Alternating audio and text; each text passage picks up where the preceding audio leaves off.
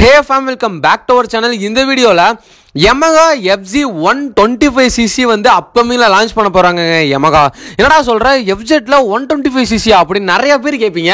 ஆமாங்க, Yamahaல வந்து 125cc அப்கமிங்ல launch பண்ண போறாங்க. சோ இந்த பைக்கை பத்தி ஸ்பெக்ஸ் அண்ட் டீடைல்ஸ் விஷஸ் எல்லாமே இந்த வீடியோல பார்க்க போறோம் ஒன் பை ஒன்னா. சோ வீடியோ ஸ்கிப் பண்ணாம கடைசி வரைக்கும் பாருங்க, அப்பதான் உங்களுக்கு என்ன அப்படிங்கிறது புரியும். நம்ம சேனலுக்கு யாராவது சப்ஸ்கிரைப் பண்ணாம பார்த்துட்டு இருக்கீங்க அப்படின்னா மறக்காம கீழே உள்ள ரெட் கலர் சப்ஸ்கிரைப் பட்டனை கிளிக் பண்ணி சப்ஸ்கிரைப் பண்ணிக்கோங்க. அப்படியே பக்கத்துல உள்ள பெல் ஐகானை கிளிக் பண்ணி ஆளுங்கிற ஆப்ஷனை போட்டீங்கன்னா நான் போடுற வீடியோ எல்லாமே ஃபர்ஸ்ட் அண்ட் இன்ஸ்டன்ட்டா உங்க மொபைலுக்கு நோட்டிபிகேஷனா வந்துரும். சரி வாங்க வளவளன்னு பேசாம வீடியோக்குள்ள போலாம். நிறைய பேர் நான் இதை சொல்ல விட்டு ஆச்சரியமா பாப்பீங்க, என்னடா FZ ல 125cc அப்படின்னு. ஆமாங்க, இப்போ வரைக்கும் உங்களுக்கு நல்லாவே தெரியும் Yamahaல சேல்ஸ் அதிகமா போயிட்டு இருக்கிறது இந்த FZ சீரிஸ் மட்டும்தான். இந்த FZ ல 150cc 149cc இருக்கும்போது இந்த அளவுக்கு சேல்ஸ் போகுது அப்படின்னா ஒரு நல்ல கமிட்டர் பைக்குங்க. உங்களுக்கு நல்லாவே தெரியும், ஒரு கம்ஃபர்டபுளான ஒரு ஃபேமிலி பைக்குங்க. நல்லாவே இருக்கும் உங்களுக்கு லாங் டிரைவ் பண்றதுக்கும். சரி, என்ன பவர் மட்டும் தான் கொஞ்சம் கம்மி. பவர் ஓரியன்டா என்னதாவது ஒரு டிஸ்அட்வான்டேஜா இருந்தாலுமே உங்களுக்கு FZ பொறுத்த அளவுக்கு ஏகப்பட்ட அட்வான்டேஜஸ்லாம் இருக்கு. அதே மாதிரி தாங்க அந்த வகையில் இந்த FZ125cc லான்ச் பண்ண போறாங்க. ஸோ இந்த பைக்கை பத்தி ஃபுல் ஸ்பெக்ஸ் அப்படியே ஒன் பை ஒன்னா பார்க்க ஆரம்பிக்கலாம். இப்போ Yamaha FZ125 சொன்ன விட்டே நிறைய பேர் எப்படா வரும்னு எதிர்பார்த்துட்டு இருப்பீங்க. அதுல உங்களுக்கு ஒரு பெரிய ட்விஸ்டா என்னன்னா இந்த பைக்கோட பிரைஸுங்க. இந்த பைக்கோட பிரைஸ் வந்து அண்டர் 1 lakh லான்ச் பண்ண போறாங்க. ரொம்பவே சந்தோஷமா இருக்கு. நான் ஒரு அண்டர் 1 lakh அப்படிங்கும் போது ஒரு நல்ல கமிட்டர் பைக், ஒரு எப்படி சொல்றது, எல்லாத்துக்குமே FZ அப்படின்னா அவங்க ஒரு நேம் பண்ணி வச்சிருப்பாங்க. ஸோ அந்த FZ ல ஒரு 125cc ல ஒரு பைக் லான்ச் ஆக போகுது அப்படிங்கிறது ரொம்பவே ஒரு நல்ல விஷயம் தாங்க. ஏன்னா 125cc இப்போ இருக்கிற பைக்ஸ் எல்லாம் விட MT-லே 125cc வந்து லான்ச் பண்ண போறாங்க. அதே அந்த இதுல தான் இப்போ வந்து உங்களுக்கு FZ-லயே 125cc லான்ச் பண்ண போறாங்க. நான் அண்டர் 1 lakh சொன்னது வந்து ஒரு பேஸ் வேரியன்ட்ங்க.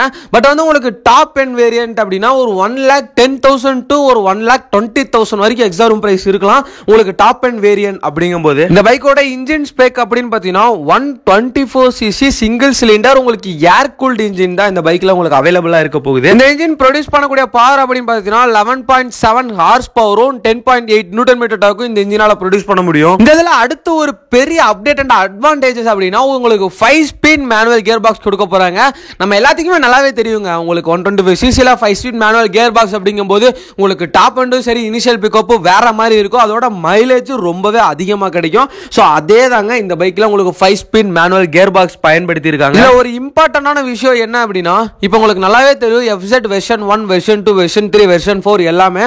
ஸோ இந்த எல்லா வெர்ஷன்ஸ் உள்ள அந்த இன்ஜினை தான் இந்த பைக்குக்கு கொண்டு வர போறாங்களா அப்படின்னு கேட்டீங்கன்னா இந்த இன்ஜின்ஸ் எதுவுமே கொண்டு வர போறது இல்லை. ஏன்னா மைலேஜ் அப்படிங்கிறது நிறைய பேருக்கு கிடைக்கிறது இல்லை. எக்கனாமி மோட்ல ஓட்டினா இப்போ நான் வச்சிருக்க நம்மளோட வண்டிக்கே பார்த்தீங்கன்னா 55 கிலோமீட்டர் தாராளமாக தருவாங்க எக்கனாமி மோட்லேயே ஓட்டினால். அப்படின்னா சிங்கிள் பர்சனா ஓட்டினீங்க அப்படின்னா எனக்கு 55 கிட்ட தருது. ஸோ நிறைய பேருக்கு கிடைக்குது. பட் நிறைய பேர் என்ன சொல்றாங்க அப்படின்னா அவங்க மைலேஜ் கிடைக்கல அப்படிங்கிற மாதிரி சொல்றதுனால இவங்க வந்து ஃபேசர் அப்படின்னு சொல்லி ஒரு பைக் லான்ச் பண்ணாங்க. ஸோ யார் யாருக்கெல்லாம் தெரியும் அப்படிங்கிறது தெரியல.